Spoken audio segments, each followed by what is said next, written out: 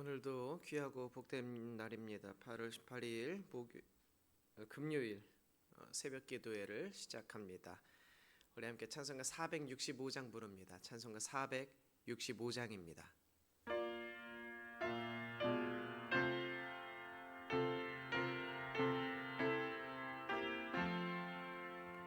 주 믿는 남 위해 진실하고 날 보는 자 위에서 정결코 담대하여 이 세상 환난 중에 나 용감히 늘 승리하리라. 나 용감히 늘 승리하리라. 저 원수도 내 참된 친구 삼고 남 주면서 행한 일이 진리.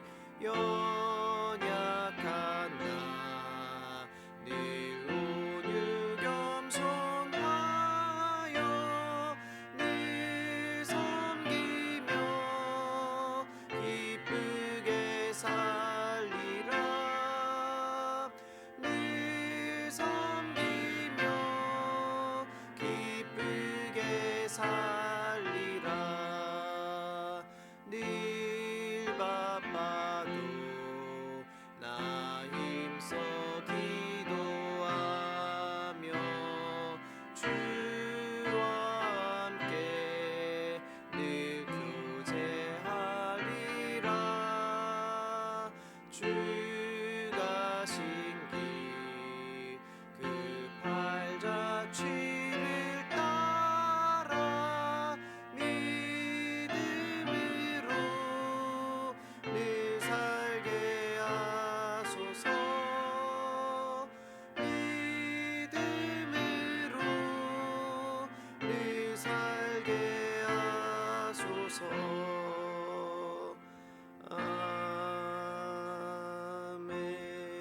아멘.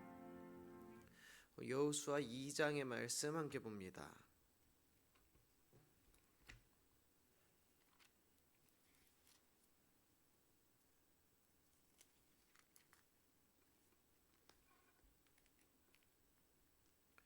여호수아 2장 두 절 한 절씩 읽도록 하겠습니다.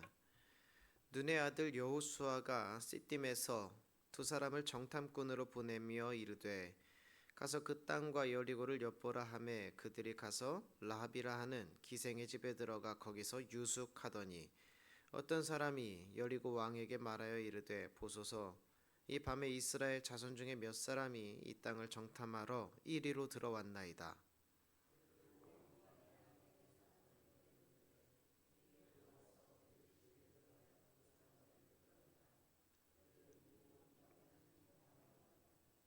그 여인이 그 두 사람을 이미 숨긴지라.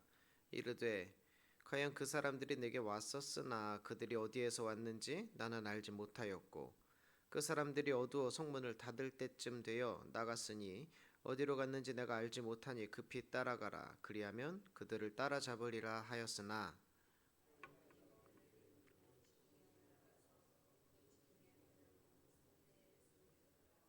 그 사람들은 요단 나루터까지 그들을 쫓아갔고 그들을 뒤쫓는 자들이 나가자 곧 성문을 닫았더라.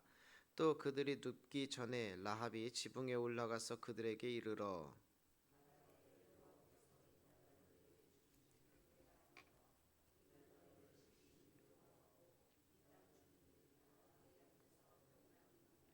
이는 너희가 애굽에서 나올 때에 여호와께서 너희 앞에서 홍해물을 마르게 하신 일과 너희가 요단 저쪽에 있는 아모리 사람의 두 왕 시혼과 옥에게 행한 일 곧 그들을 전멸시킨 일을 우리가 들었음이니라.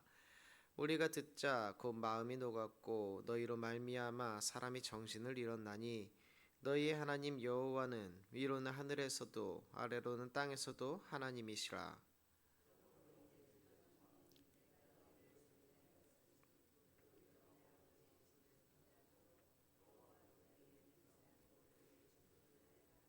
그리고 나의 부모와 나의 남녀 형제와 그들에게 속한 모든 사람을 살려주어 우리 목숨을 죽음에서 건져내라. 그 사람들이 그에게 이르되 네가 우리의 이 일을 누설하지 아니하면 우리의 목숨으로 너희를 대신할 것이요 여호와께서 우리에게 이 땅을 주실 때에는 인자하고 진실하게 너를 대우하리라.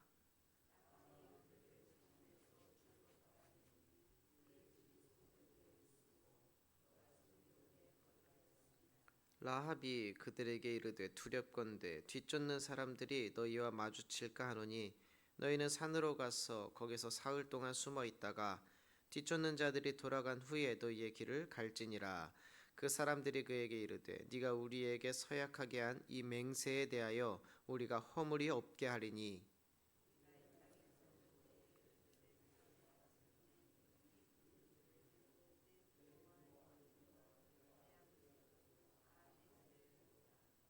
누구든지 내 집 문을 나가서 거리로 가면 그의 피가 그의 머리로 돌아갈 것이요 우리는 허물이 없으리라. 그러나 누구든지 너와 함께 집에 있는 자에게 손을 대면 그의 피는 우리의 머리로 돌아오려니와 네가 우리의 이 일을 누설하면 네가 우리에게 서약하게 한 맹세에 대하여 우리에게 허물이 없으리라 하니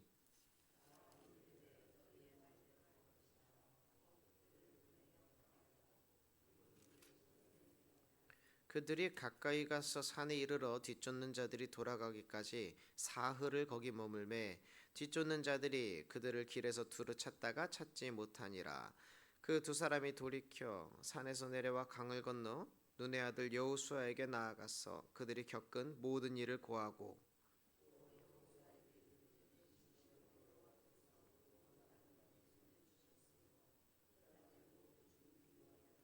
간담이 높더이다 하더라. 아멘.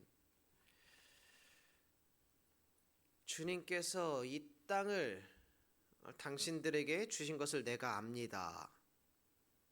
그래서 우리는 당신들 때문에 공포에 사로잡혀 있고 과연 당신들의 하나님만이 참 하나님이십니다. 이 고백이 바로 기생 라합의 고백이었습니다. 결국 하나님의 백성이 될 것이다.